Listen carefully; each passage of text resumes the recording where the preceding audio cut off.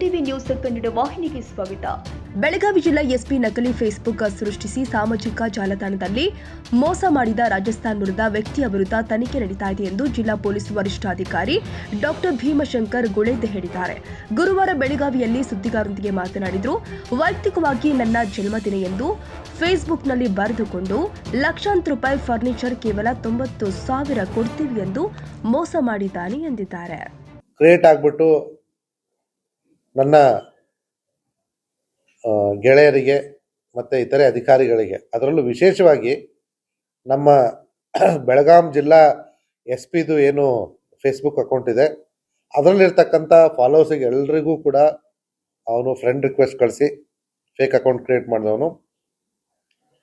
ತದನಂತರ ಅವರೆಲ್ಲ ಫ್ರೆಂಡ್ಸ್ ಆದಮೇಲೆ ಒಂದು ದಿವಸ ಇವತ್ತು ನನ್ನ ಬರ್ತ್ಡೇ ಅಂತ ಹೇಳಿ ಸ್ವಯಂ ಪೋಸ್ಟ್ ಮಾಡಿಕೊಂಡು ಯಾವಾಗ ಜನರು ಅವರಿಗೆ ಪರ್ಸ್ನಲ್ ಆಗಿ ಫೇಸ್ಬುಕ್ಕಲ್ಲಿ ಬರ್ತ್ಡೇಗೆ ವಿಶಸ್ ಕಳ್ಸೋಕ್ಕೆ ಶುರು ಮಾಡಿದ್ರು, ಆ ರೀತಿ ಪರ್ಸ್ನಲ್ ಆಗಿ ಯಾರು ವಿಶಸ್ಸನ್ನು ಕಳಿಸಿದ್ರು ಆ ವ್ಯಕ್ತಿಗಳಿಗೆ ಟಾರ್ಗೆಟ್ ಮಾಡಿಕೊಂಡು ಈ ಫೇಕ್ ಅಕೌಂಟ್ ಕ್ರಿಯೇಟ್ ಮಾಡಿದಂಥ ವ್ಯಕ್ತಿ ನನ್ನ ಗೆಳೆಯ ಒಬ್ಬ CRPF ಅಲ್ಲಿ ಆಫೀಸರ್ ಇದ್ದಾನೆ ಬೆಂಗಳೂರಲ್ಲಿ.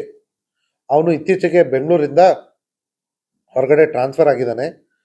ಅವನ ಹತ್ರ ಸುಮಾರು ಒಳ್ಳೆ ಫರ್ನಿಚರ್ಸು ಮತ್ತು ಎಲೆಕ್ಟ್ರಾನಿಕ್ ಗೂಡ್ಸ್ ಐಟಮ್ಸ್ಗಳು, ವಿಶೇಷವಾಗಿ ಈ ಫ್ರಿಜ್ಜು, AC, ಫ್ಯಾನ್ಗಳು ಮತ್ತು ಒಳ್ಳೊಳ್ಳೆ ಫರ್ನಿಚರ್ಗಳದ ಫೋಟೋ ಹಾಕ್ಬಿಟ್ಟು ಇದರ ಮಾರ್ಕೆಟ್ನ ಮೌಲ್ಯ ಸುಮಾರು 12 ಲಕ್ಷ ಆಗುತ್ತೆ. ಆದರೆ ನನಗೆ ಟ್ರಾನ್ಸ್ಫರ್ ಆಗಿರೋದ್ರಿಂದ ನನಗೆ ಇದು ಟ್ರಾನ್ಸ್ಪೋರ್ಟ್ ಮಾಡಲಿಕ್ಕೆ ಕಷ್ಟ ಆಗುತ್ತೆ.